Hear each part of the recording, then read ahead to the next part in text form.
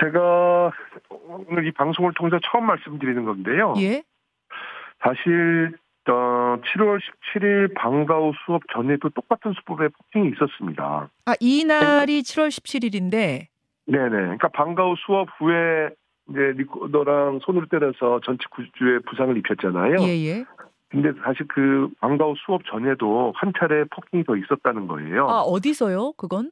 똑같은 화장실이고요. 그러니까 지금까지 언론에서 보도된 거는 총 2차례. 예. 7월 17일 일주일 전과 7월 17일 2차례인데 네. 7월 17일 날 방과 후 수업 전 한 차례가 더 있었던 거죠. 그러니까 총 3차례의 폭행이 이루어졌던 겁니다. 동일한 방법으로 폭행을 했어요. 네네. 그때도 그럼 리코더입니까? 예, 그때도 같은 방법으로 폭행을 했다고 합니다.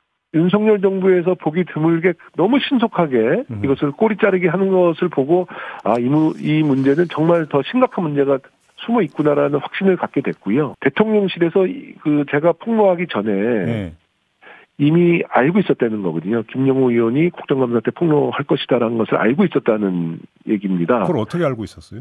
이게 이제 교육청에서 우리가 일부 자료를 받았는데요. 예. 아마 이 교육청에서 자료를 주고 나서 피해자와 가해자 측에다가는 국정감사용 자료를 제출했다라고 양 부모님들에게 전달했다는 거거든요. 예. 그러면 이제 김승희 의전 비서관 측도 그걸 받았잖아요. 그런 통보를. 네. 그러면 대책을 짰을 거예요. 대책을 짰는데 분명한 것은 이것을 실제로 공직기강 차원에서 강도 높은 조사를 하게 되면 더 큰 비위나 뭐 어떤 사건이 나올 수 있으니 굉장히 더 이상 심각한 일을 확산되지 않도록 저는 이것을 차단했다고 보는 거고요. 더불어민주당 김영호 의원이 대통령실 김승희 비서관의 초등학생 자녀가 지난 7월 후배를 폭행하는 등 학교 폭력에 연루됐다고 밝혔습니다. 리코더, 주먹 등으로 머리와 얼굴, 눈, 팔 등을 때려. 가해 학생의 어머니, 그러니까 김 비서관의 부인은 사랑의 매로 표현했다고 주장했습니다. 그것도 전치 9주에 상해를 입혔는데 사랑의 매라고 비유한 것은 정말 충격적인 것입니다. 김 의원은 또 학교폭력대책위원회 심의 결과 가해 학생이 1점 차이로 강제 전학을 면하고 학급 교체 처분만 받는 등 처벌 수위가 낮았다면서 김 비서관의 영향력이 작용한 것 아니냐는 취지의 의혹도 제기했습니다. 김 비서관의 부인이 당시 카카오톡 프로필 사진을 남편과 대통령이 함께 있는 사진으로 교체했고 김 비서관이 김건희 여사와 가깝다는 주장도 했습니다.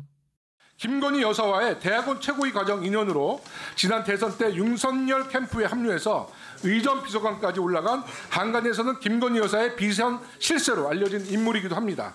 이 문제는 아주 엄정하고 또 좀 교육적으로 제대로 처리될 수 있도록 교육청도 챙기겠다는 말씀드립니다. 논란이 커지자 대통령실이 즉각 조사에 착수했고 김 비서관은 한나절도 안 돼 바로 사표를 냈습니다.